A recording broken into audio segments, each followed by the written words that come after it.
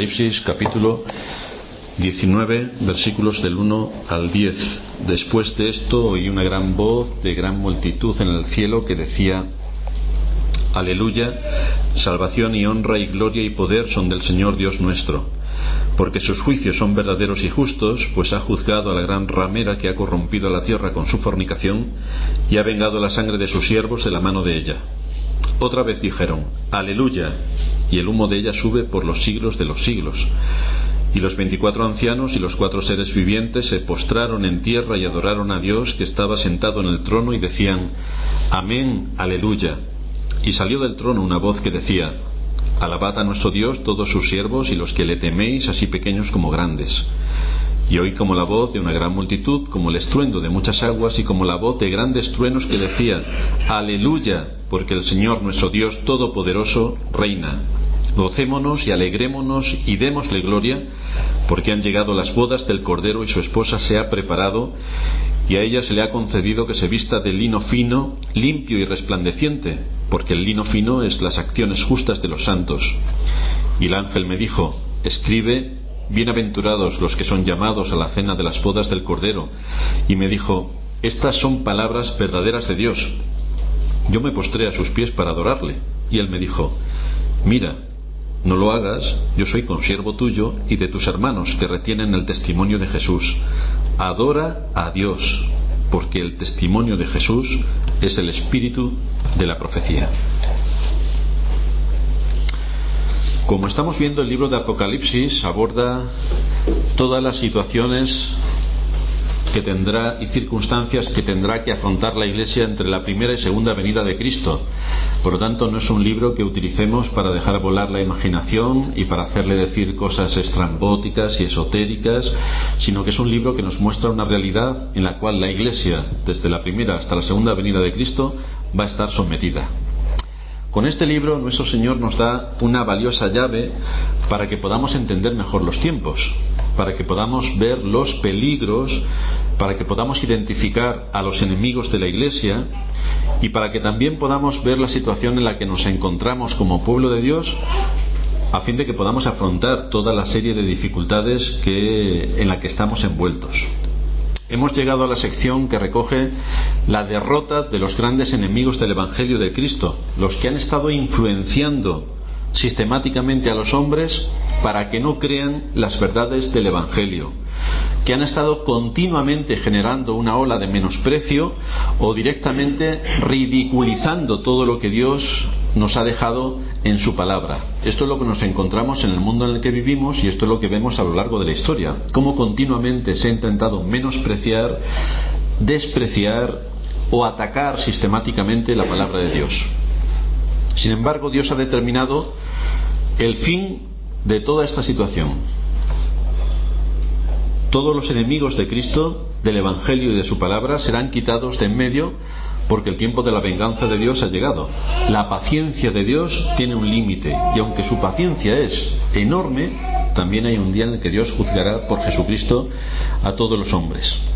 De manera que cuando estos enemigos sean juzgados y quitados, es cuando empiezan a oírse los cánticos de victoria del pueblo de Dios, los cánticos de alabanza a Dios por emitir sus juicios, porque el tiempo de espera, el tiempo en el que estábamos aguardando hasta esa segunda venida, ha llegado.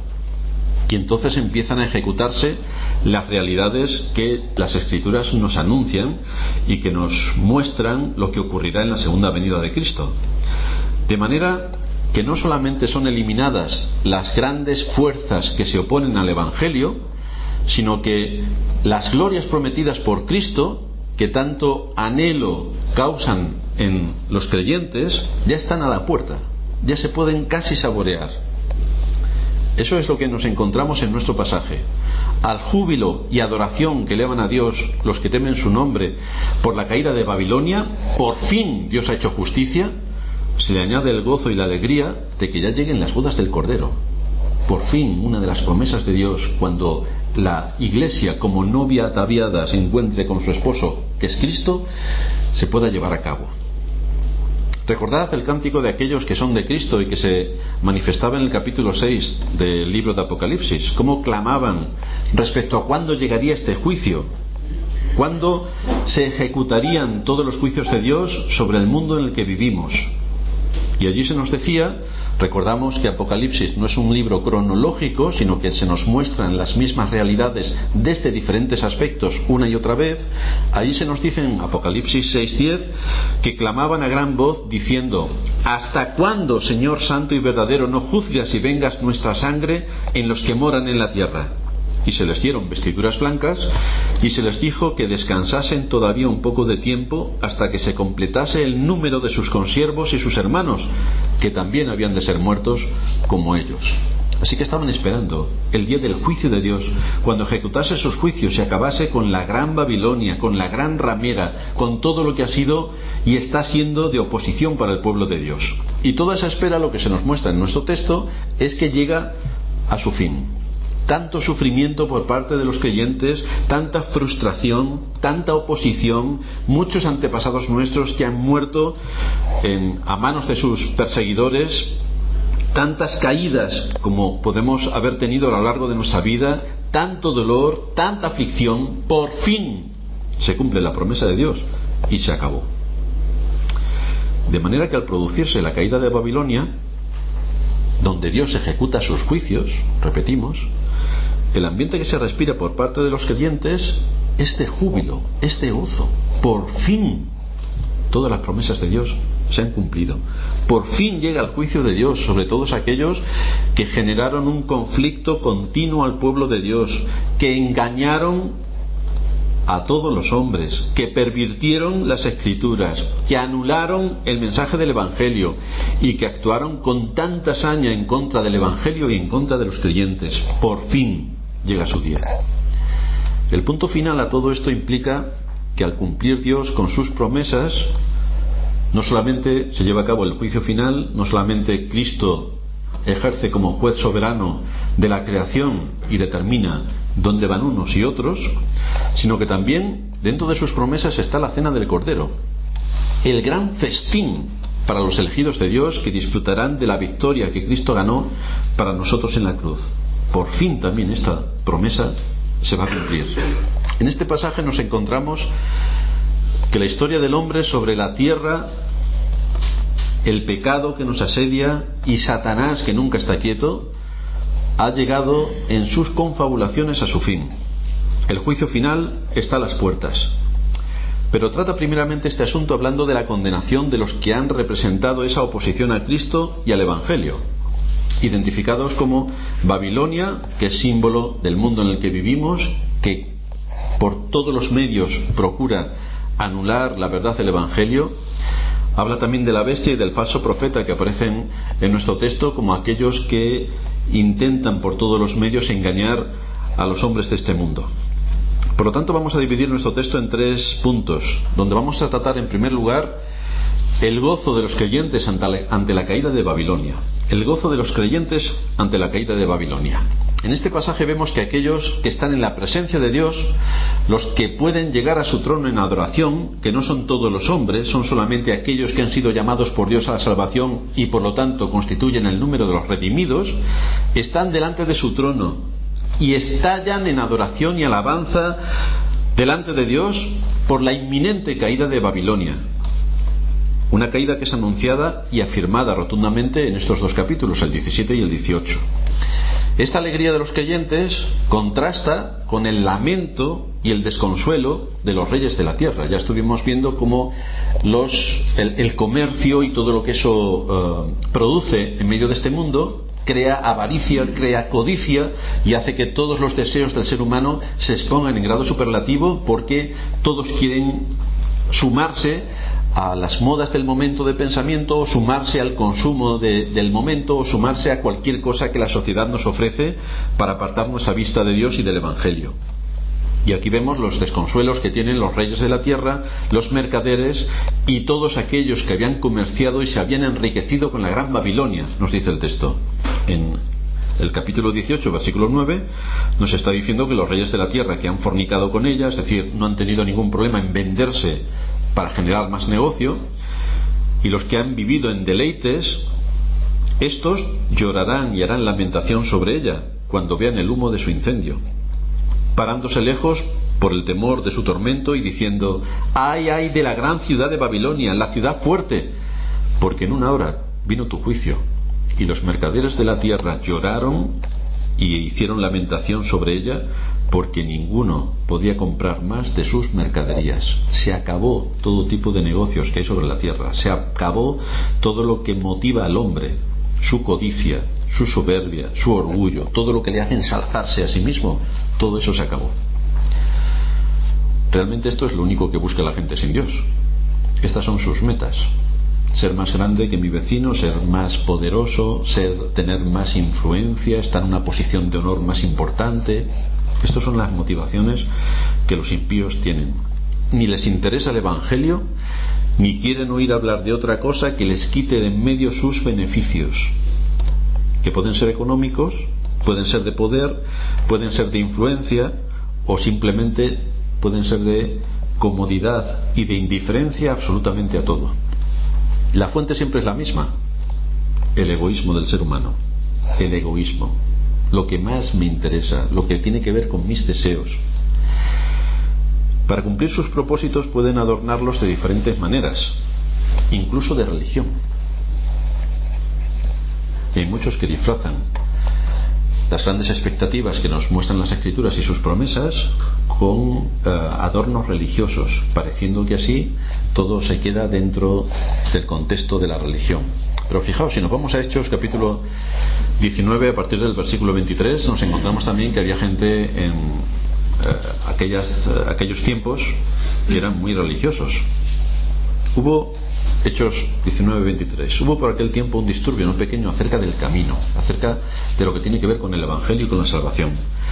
Porque un platero llamado Demetrio, que hacía de plata templecillos de Diana, daba no poca ganancia a los artífices, a los cuales, reunidos con los obreros del mismo oficio, dijo: varones, sabéis que de este oficio obtenemos nuestra riqueza.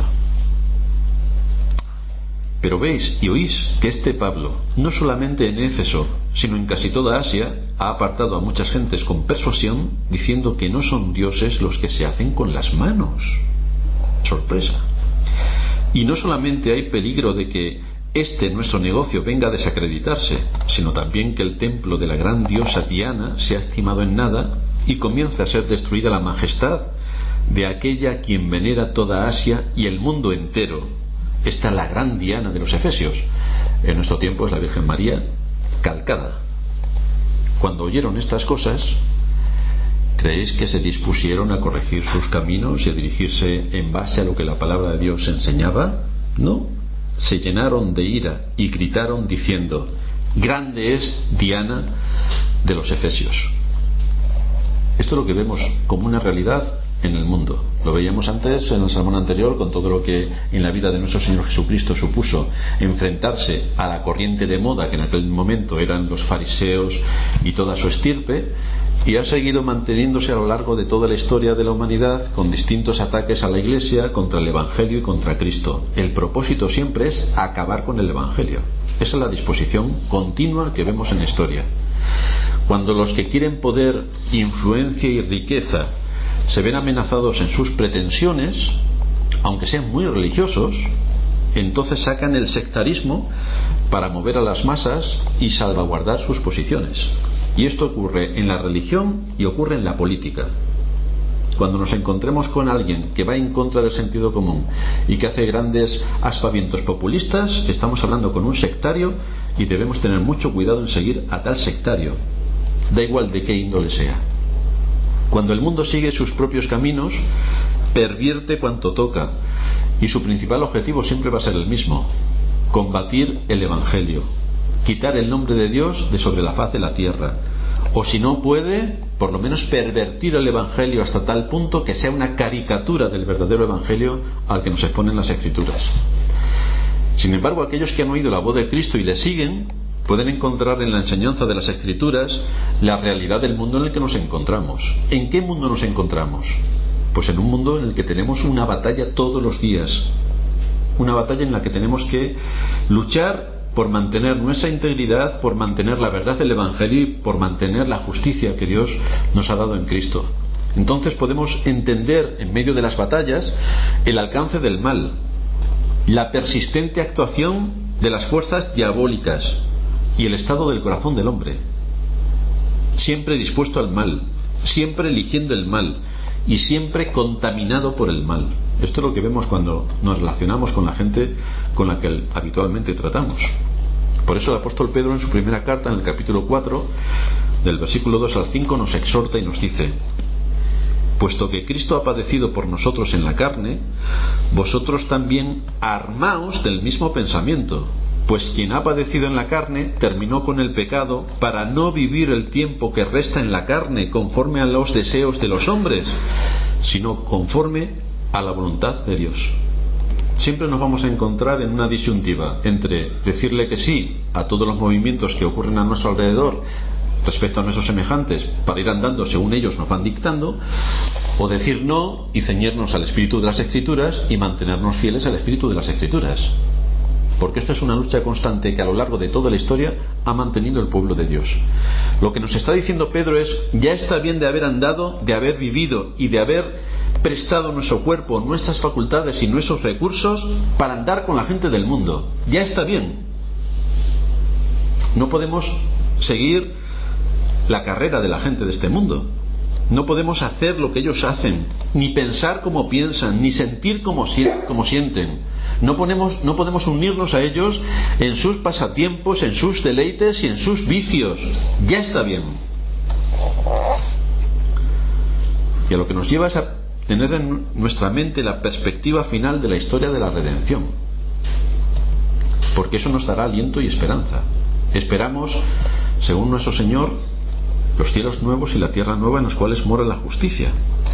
Mirar el fin de la historia nos pondrá en situación para seguir lejos de la corriente de este mundo y no unirnos a ellos en sus modas y en sus objetivos, porque nosotros tenemos las Escrituras que nos deben guiar a toda verdad y que nos deben guardar de las modas de pensamiento y las corrientes que continuamente invaden cada época de la humanidad. Si nos descuidamos en este aspecto, nos veremos corriendo, como dice Salomón, detrás del viento. ¿Y qué objetivo tiene correr detrás del viento? ¿Cuál es el premio que obtenemos corriendo detrás del viento? Absolutamente ninguno. Hemos perdido el tiempo. En Romanos capítulo 12, versículo 2, se nos exhorta a no pensar como este mundo, a no dejar que el mundo influya sobre la manera de pensar y de plantearnos las cosas que ocurren en esta vida. Por lo tanto, tenemos que pensar como conviene, de acuerdo a santos. Romanos 12.2 nos dice: no os conforméis a este siglo, sino transformaos por medio de la renovación de vuestro entendimiento, para que comprobéis cuál sea la buena voluntad de Dios, agradable y perfecta. No para ver cuál sea la voluntad de los hombres y seguir la corriente del mundo que nos invade, seguir sus modas de pensamiento, seguir lo que hoy está bien, que hace curiosamente 40 años estaba mal y hace 50 años no sabían ni lo que era. Pero vemos cómo la Iglesia, con el transcurrir del tiempo, se va adaptando a las modas, y lo que ayer estaba muy mal, la Iglesia misma dice que hoy está muy bien. Y lo que hoy está muy bien, dentro de otros 20 años dirá que eso está fatal y que hay que hacer otro tipo de cosas. Y si esto es lo que hace la Iglesia, ¿cuál es la importancia que tiene la palabra de Dios, que es la que debe guiar a la Iglesia? ¿Cómo podemos dirigirnos si no tenemos un rumbo fijo ni una meta a la cual llegar? Porque todo depende de los vaivenes de la época en la que nos ha tocado vivir. En todos estos aspectos, la Gran Babilonia marca sus objetivos. Debemos saber cómo tenemos que usar el tiempo. Los creyentes debemos saber cómo tenemos que usar el tiempo. Los creyentes tenemos que saber cómo debemos realizar nuestro trabajo, porque trabajamos para Dios, no para el jefe que tenemos. Trabajamos para Dios. Debemos saber cómo tenemos que vivir en la familia. Y como todos dentro de la familia, debemos buscar la unidad en amor para que la familia prospere. Debemos saber cómo tenemos que educar a los hijos y cómo educarles en el temor del Señor, no haciendo que ellos se salgan con sus pretensiones, sino marcándoles la línea roja que marca las Escrituras. Debemos saber cómo asumir los roles de mujer y hombre dentro del matrimonio. Debemos de saber cómo y cuándo tenemos que buscar un cónyuge y que sea de acuerdo a la voluntad de Dios. Debo saber cómo tengo que vestirme y debo saber cómo tengo que hablar, cuáles son las expresiones que puedo utilizar, cuál es el tono que debo utilizar. En todos estos aspectos, repito, La Gran Babilonia marca sus objetivos en las mentes y en los corazones de los hombres para llevar sus vidas por donde ella quiere. De manera que hoy está de moda decir tacos y nos encontramos a todo el mundo diciendo tacos, porque eso está de moda.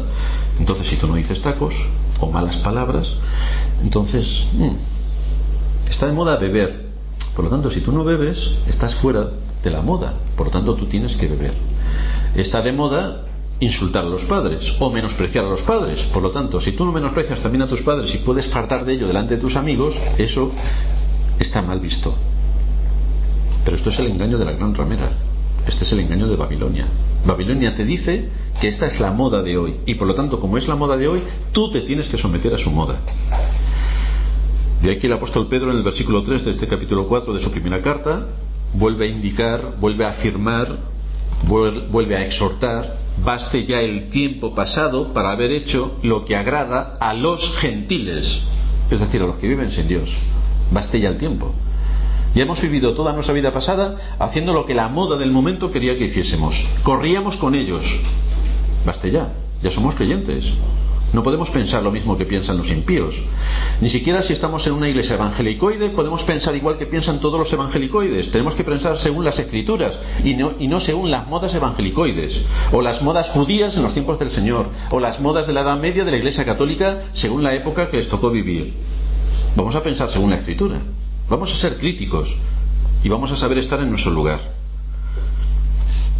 Si nosotros seguimos a Cristo, tomando en serio estos principios elementales para ser discípulos suyos, debemos asumir firmemente la disposición de no amar el mundo ni las cosas que están en el mundo, porque el problema que tenemos no es estar en el mundo. Ese no es el problema.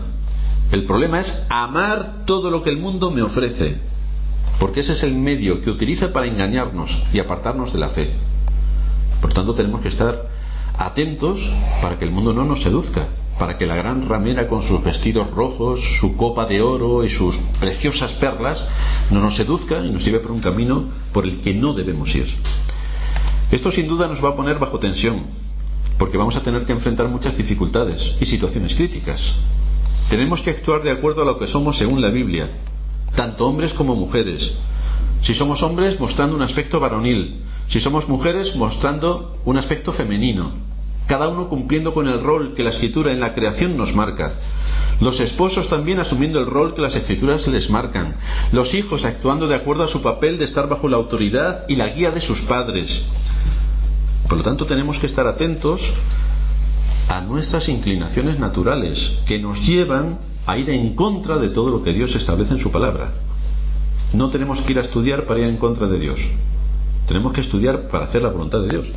Pero para ir en contra, ningún problema. Solamente tenemos que desatar lo que a nosotros nos da la gana y tenemos todos nuestros deseos cumplidos, sin estudiar.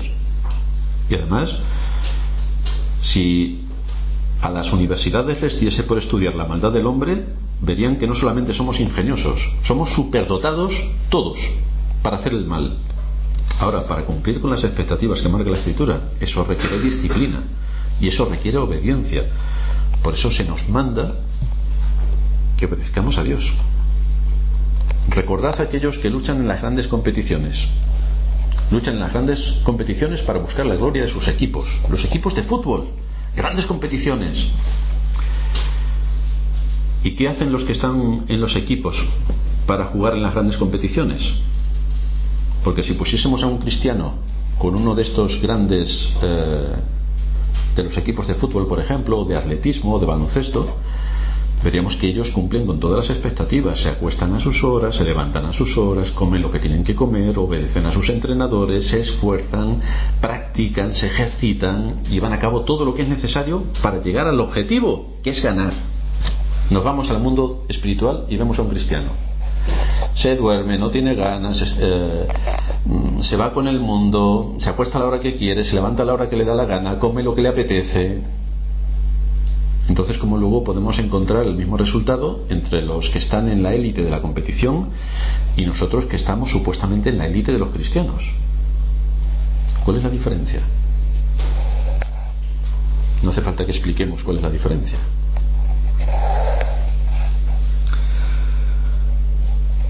Tenemos que recordar que nosotros jugamos en un equipo de élite y que debemos mantener en nuestra mente la grandeza de aquel a quien servimos, la grandeza de sus promesas y todo lo que en Cristo nos ha sido dado como pueblo suyo.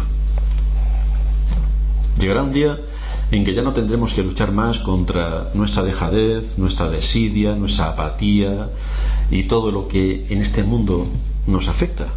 Y ese será un día de alegría. Qué alivio cuando toda esta tensión acabe, cuando ya no tengamos que estar vigilando al mundo, no tengamos que estar atentos a sus presiones, no tengamos que estar atentos a sus seducciones, cuando todo esto concluya finalmente y podamos entrar en nuestra morada celestial. Qué alegría y qué descanso. Por eso están los que vemos aquí cantando y adorando a Dios por todo lo que el cumplimiento de sus promesas supone. El mundo se había convertido para ellos en una fuente de tensión difícil de sobrellevar, igual que para nosotros. En el mundo tenemos una fuente difícil de soportar porque fluye por todos sitios, afectando a todas las áreas de nuestro ser. Pero para ellos ya ha llegado su fin, y este es motivo de alegría y de júbilo. Recordad lo que el Señor decía en Juan 16:33: en el mundo tendréis aflicción, en el mundo tendréis aflicción.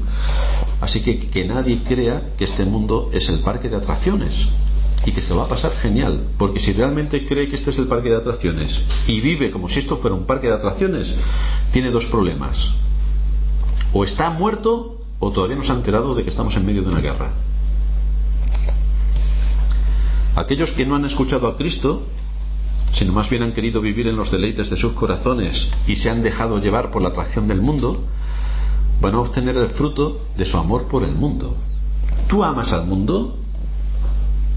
Pues el mundo te va a dar sus frutos. Si es el mundo aquello que tanto anhelas, si es el mundo aquello que tanto amas, resulta que aquí la Escritura nos está exponiendo a que el mundo ha caído. Babilonia ha caído. Ese es su fin. La fuente de tu alegría se ha roto de forma total. Si has puesto tu corazón en este mundo, lo único que puedes esperar es ver su destrucción, porque es exactamente lo que va a ocurrir. Por lo tanto, tenemos que tener cuidado donde ponemos nuestro corazón. Aquí encontramos también una advertencia a aquellos que profesan y creen a Cristo, pero no aceptan lo que el mismo Cristo dice en su palabra, sino que también ponen su corazón en este mundo, siguen los deseos de este mundo y toman como suyas las metas de este mundo. Eso sí, se llaman cristianos. Por lo tanto, esto también es una advertencia para que cuidemos cada uno de nosotros que nuestra profesión de fe sea verdadera, que sea coherente. Ten cuidado de que no estés creyendo en Cristo y oyendo el Evangelio como esta gran ramera, como esta Babilonia nos dice que debemos oír y creer el Evangelio, porque lo que quiere hacer es que creamos que estamos en Cristo porque somos religiosos, porque supuestamente vamos a una iglesia, porque usamos palabras evangélicas, pero la realidad es que al mismo tiempo te encuentras amando este mundo y llevando tu vida como la gente de este mundo. Si eso es así, tú eres de este mundo, no eres del reino de los cielos. Por lo tanto, ponte a analizar la situación en la que te encuentras. En segundo lugar, nos encontramos aquí la preparación de las bodas del Cordero. Nos dice nuestro texto, están allí hablando los seres celestiales: gocémonos y alegrémonos y démosle gloria, versículo 7, porque han llegado las bodas del Cordero y su esposa se ha preparado, y a ella se le ha concedido que se vista de lino fino, limpio y resplandeciente, porque el lino fino es las acciones justas de los santos. Lo que nosotros entendemos en nuestra sociedad como boda, en los tiempos bíblicos, consistía en dos grandes acontecimientos. El primero era el desposorio, se tenían que desposar, y el segundo acontecimiento importante eran las bodas tal y como nosotros las conocemos. En el desposorio había una ceremonia con testigos y se pedía la bendición del Señor sobre esa unión. Es más que un compromiso lo que allí se adquiría. Ya estaban obligados el uno respecto al otro.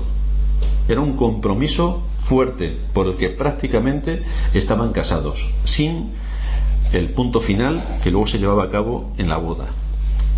Este es el ejemplo que nos encontramos en José y María cuando ella fue visitada por el ángel y quedó embarazada por la obra del Espíritu Santo.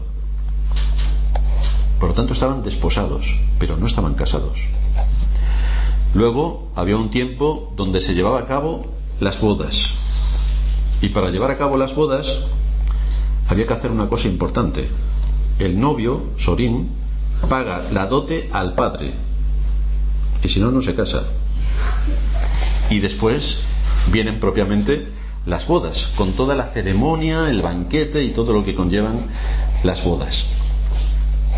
Pablo usa esta misma forma de arreglar el matrimonio en 2 Corintios capítulo 11, de manera que por medio de la predicación del Evangelio y la fe, lo que nos está diciendo el apóstol Pablo en su símil que utiliza la novia y el novio y después las bodas, utiliza el mismo símil que tenían los judíos y nos dice que nos hemos desposado con Cristo, que la iglesia está desposada con Cristo, es decir, tiene ya el vínculo de que está con un firme compromiso de unirse a Cristo en matrimonio.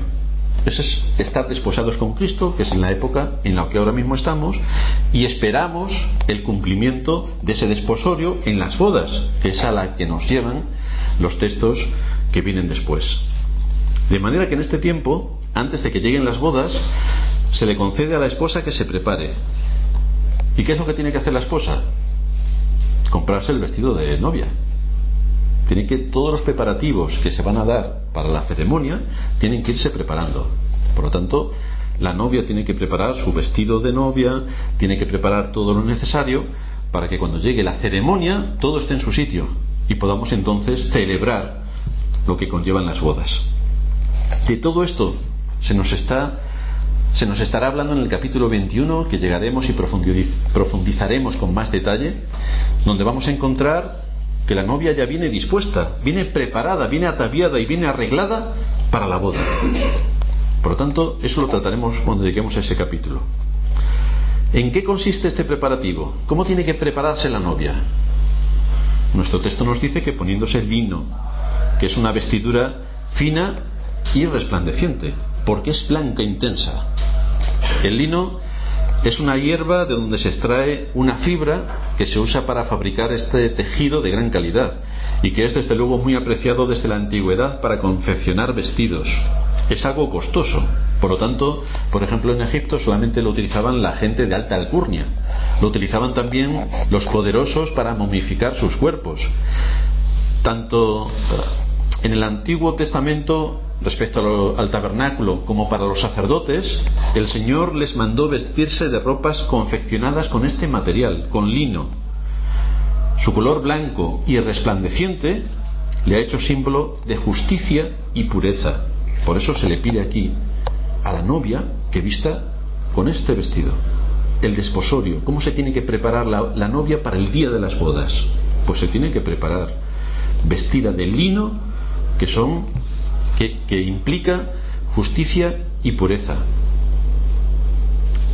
Aquí notamos la diferencia entre la vestimenta de la novia que va a casarse con Cristo respecto a la gran ramera, que también está vestida.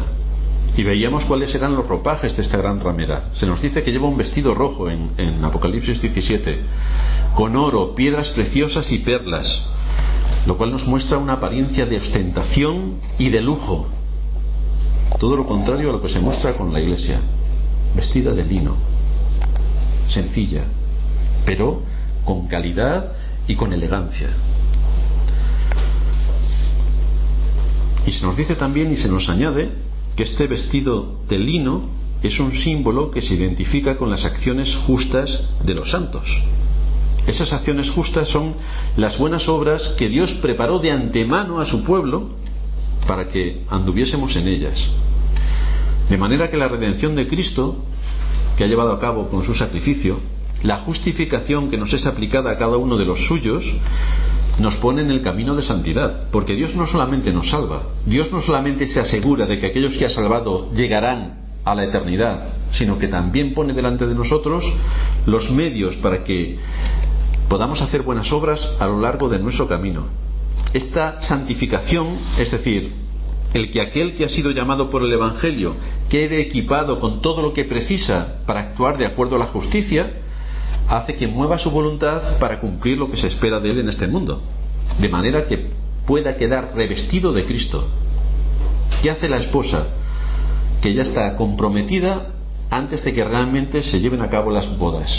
Vestirse con todo lo que precisa para estar en orden con aquello que se espera en el día de sus bodas.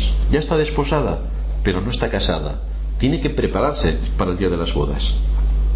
A la Iglesia se le ha concedido que se vista con este traje.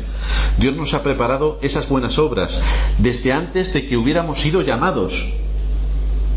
Nos ha redimido del pecado sin contar con nosotros. Nos ha librado de la esclavitud del pecado por su propia cuenta, cuando nosotros éramos esclavos del pecado y de Satanás. Y ha enviado al Espíritu Santo a nuestros corazones para que andemos en esas buenas obras que están en sintonía con la justicia y con la ley de Dios. Y alguien se puede preguntar, ¿y cómo nos vestimos de acciones justas? ¿Qué es esto de las acciones justas? ¿Qué significa? Vamos a irnos a Tito capítulo 2. Tito capítulo 2 a partir del versículo 9. ¿Cómo nos podemos vestir de acciones justas? La verdad es que tampoco hay que irse a estudiar a Oxford ni a la Sorbona francesa. Nos dice el apóstol, ¿cómo nos vamos a vestir de acciones justas? Exhorta a los siervos a que se sujeten a sus amos, que agraden en todo, que no sean respondones. Esto también va para los niños. Que no sean respondones, no defraudando, sino mostrándose fieles en todo, para que en todo adornen la doctrina de Dios nuestro Salvador. ¿Cómo nos vestimos con acciones justas? Siendo coherentes con el trabajo donde Dios nos ha puesto. Porque la gracia de Dios se ha manifestado para salvación a todos los hombres, enseñándonos que renunciando a la impiedad y a los deseos mundanos, vivamos en este siglo sobria, justa y piadosamente, aguardando la esperanza bienaventurada y la manifestación gloriosa de nuestro gran Dios y Salvador Jesucristo. Otra vez más se pone delante de nosotros el objetivo fundamental de nuestra vida, el retorno de Cristo. Ese es el objetivo. Viviendo a la luz del retorno de Cristo, nosotros podemos saber cómo tenemos que vivir en nuestros días. ¿Qué es lo que se espera de nosotros? Siervos sujetos a sus amos, por derivación del principio. Hijos sujetos a sus padres, esposas sujetas a sus maridos, ciudadanos responsables en su trabajo, ovejas sujetas a sus pastores. En cuanto alteramos algo de esto, ya no estamos viviendo en este mundo de una manera justa, tal y como le agrada a Dios. Ya no estamos siendo vestidos con esta vestidura de lino fino y resplandeciente, que son las acciones justas de los santos, porque antes que esto está el que nosotros imitemos las labores y los trabajos de la gran ramera con sus vestidos ostentosos. Las obras justas tienen que estar bajo el criterio de la justicia y de la ley de Dios. Y esto es importante que lo tengamos en cuenta, porque para muchos el hacer el bien es saltarse la ley en beneficio de alguien que necesita nuestra ayuda. Pero las acciones justas están basadas en la ley de Dios. No hay mi interpretación del mundo en el que vivo y cómo yo puedo alterar la ley de Dios. Por ejemplo, alguien es pobre, y como es pobre, le robamos al rico para dárselo al pobre. Genial, ¿no? Eso es lo que proponen muchos de los partidos y sindicalistas de nuestros días. Le robamos al rico para dárselo al pobre. Pero la justicia a la que nos llama la Escritura no transige con este tipo de buenismos, ¿no? Es contrario a la voluntad de Dios actuar de esta manera. Por eso nos dice en Levítico 19:15: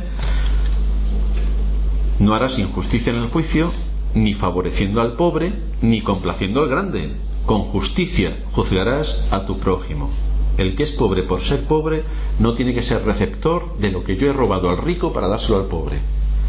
La justicia que debe guiarnos es muy distinta a la que defiende el mundo en el que vivimos.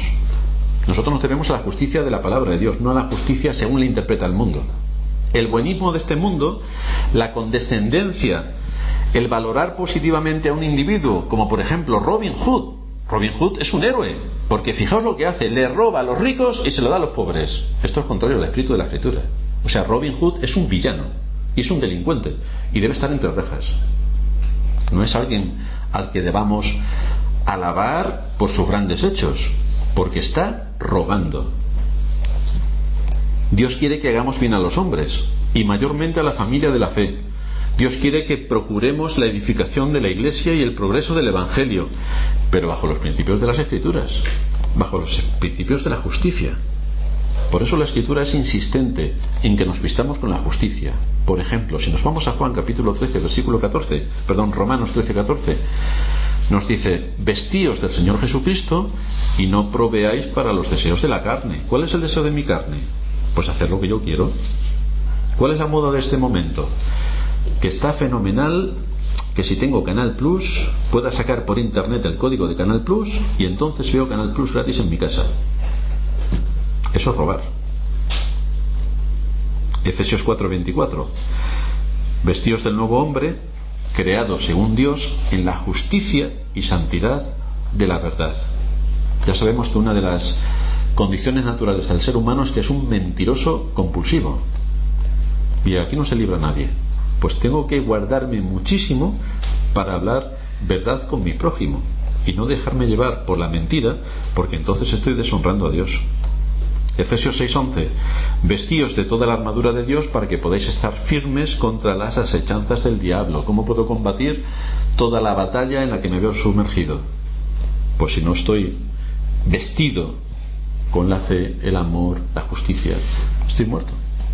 Colosenses 3:12: vestíos como escogidos de Dios, santos y amados, de entrañable misericordia, de benignidad, de humildad, de mansedumbre, de paciencia. Esto no es natural en el ser humano, por lo tanto me tengo que esforzar como hijo de Dios para que esto sean características que formen parte de mi conducta, porque mi conducta es exactamente la opuesta.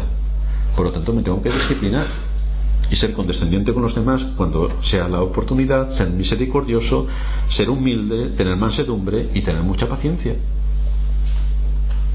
Como esto no es natural, me tengo que vestir conscientemente de todo esto que me indica la Escritura. Colosenses 3:14: sobre todas estas cosas vestíos de amor, que es el vínculo perfecto. Por lo tanto, como el amor tampoco es natural, tengo que esforzarme en amar. Por obediencia a Cristo, tengo que amar a mis hermanos, por obediencia a Cristo. ¿Que algunos de mis hermanos son despreciables? Pues muchos sí, otros pensarán lo mismo de mí, pero me tengo que armar de amor para intentar que las relaciones con el resto de las personas con las que convivo estén en sintonía con la justicia divina. Dios nos ha preparado estas buenas obras, nos ha dado su espíritu, nos ha puesto un nuevo corazón y nos da cada día oportunidades para llevar a cabo las buenas obras que tienen que estar ceñidas a su justicia, no a la justicia del mundo, a su justicia. Por lo tanto, nos tenemos que preguntar: ¿me estoy esforzando por hacer el bien a otros? ¿Me estoy esforzando? Porque si no me esfuerzo, lo que estoy haciendo es ser un fastidio para los otros. ¿Me estoy esforzando en hacer el bien a los otros y no fastidiarles? ¿Uso mi tiempo, mis capacidades y mis recursos, aparte de mi entendimiento, para hacer el bien a los otros y no para fastidiarlos? Por ejemplo, cuando un niño desobedece, está haciendo dos cosas mal. La primera, atentar contra la ley de Dios, que en el 5º mandamiento habla exactamente de la obediencia a los padres. Y por otra parte, está fastidiando a su prójimo.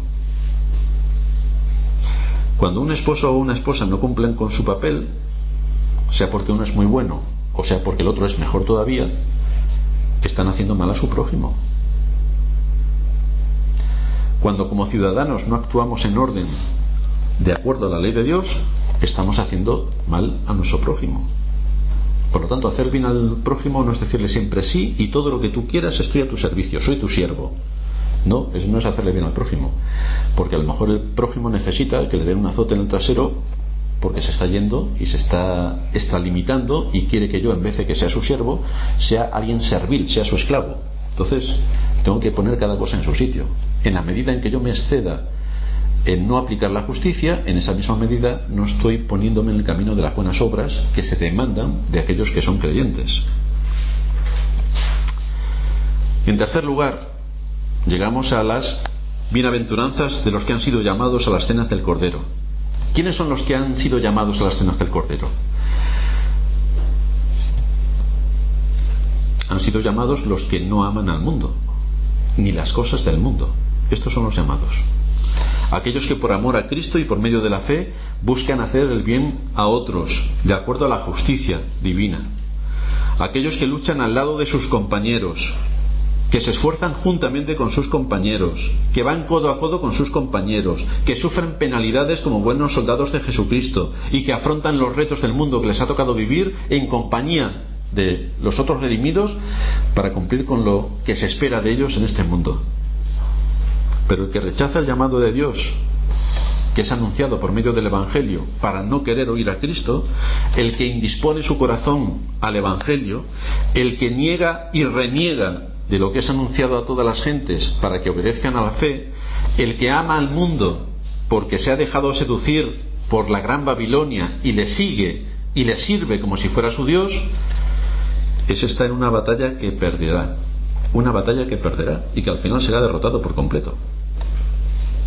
Si luchas contra la verdad, si te esfuerzas por esquivar el Evangelio y sus demandas, si tapas tus oídos al Dios que se revela en las Escrituras y quieres disfrutar y entregarte las cosas de este mundo, estás peleando en el bando equivocado. Mucha gente y muchos de los que van a las iglesias ahora se lo están pasando genial, pero eso tiene un punto final. Los jóvenes suelen pensar cuando damos un sermón que los sermones son para sus padres. No piensan que son para ellos los sermones, son para mis padres. Pero fijaos, cuando viene una catástrofe, cuando hay un accidente de avión, cuando hay una inundación, los que mueren son jóvenes, mayores y niños. Los jóvenes, por ser jóvenes, no salen indemnes de las catástrofes, y los niños, cuando se estrella un avión, salen indemnes porque son niños. Es decir, que los jóvenes también piensen que están delante de la presencia de Dios y que Dios juzga todas las cosas y que algún día, un día u hoy, se presentarán delante de su presencia. Si observamos nuestro texto, vemos a todos aquellos que hicieron eso mismo en Babilonia, que disfrutaron de Babilonia, que se dejaron llevar por Babilonia, que les dio Babilonia todos los juegos que ellos quisieron, que les dio todos los deseos que ellos quisieron. ¿Y qué hacen ahora? Nuestro texto dice que están llorando y lamentándose porque Babilonia arde. Así que tú pones tu corazón en Babilonia, debes tener la absoluta seguridad de que Babilonia arde, arderá, tarde o temprano, es cuestión de tiempo. Todo lo que para esta gente tenía valor está siendo destruido por el único que tiene poder para someter todas las cosas debajo de sus pies. Por lo tanto, esto es una reflexión que todos debemos hacer. Los niños, porque también el mensaje del Evangelio es para ellos; los jóvenes, porque el mensaje del Evangelio es para ellos; y los adultos, porque el mensaje del Evangelio es para nosotros. Pero no se libra a nadie. El mensaje del Evangelio no es para los ancianos o para mis padres, es para mí. Da igual la edad que tenga, es para mí. Así que por amor a tu alma, no pases por alto pensando que nada de lo que aquí decimos va contigo. No se te ocurra pelear en el bando equivocado, porque sin duda perderás. Y qué gran privilegio tenemos los que hemos sido llamados por el Espíritu Santo a la salvación. Hemos sido llamados a la salvación. Qué gran día cuando podamos celebrar las bodas del Cordero. Por fin ya no tendremos que estar sujetos al pecado, sujetos al deseo de nuestro corazón, sujetos y esclavos de Satanás, con todas las tensiones y presiones que nos hace a lo largo de nuestro caminar. Por fin llegaron las bodas. Y ese es el momento en el que estamos ahora. Hemos sido desposados con Cristo y estamos esperando las bodas. Esa es la situación en la que están nuestros hermanos Sorín y Trina. Están expectantes, esperando ese día. Y nosotros, juntamente con ellos, estamos ilusionados en poder participar de su boda. Pero en las bodas del Cordero, Sorín y Trina nos han invitado. Pero en las bodas del Cordero no somos los invitados. No somos los invitados. somos los protagonistas. La Iglesia es la novia. La Iglesia es la novia. Cristo es el centro. Y nosotros, su Iglesia, recibiremos de sus manos el cuidado y la atención de su inmenso amor. Un amor que le llevó a morir en la cruz del Calvario para redimirnos y preparar un pueblo perfecto para sí. Una novia perfecta, intachable, sin mancha. Eso somos nosotros. Eso es la Iglesia. Así se va a presentar la Iglesia delante de Cristo. De manera que aquí se nos anticipa ese gran banquete de bodas en el día que Cristo reúna a su Iglesia para la gloria de su nombre. Allí estaremos. Por lo tanto, todo esto debe llevar nuestro corazón y ser movido en alabanza a Dios por sus misericordias. Y debemos poner en nuestro objetivo, en nuestra mente, al final del camino, el día en el que por fin descansaremos de nuestras obras y nos encontraremos en nuestra ciudad celestial. Vamos a terminar en oración.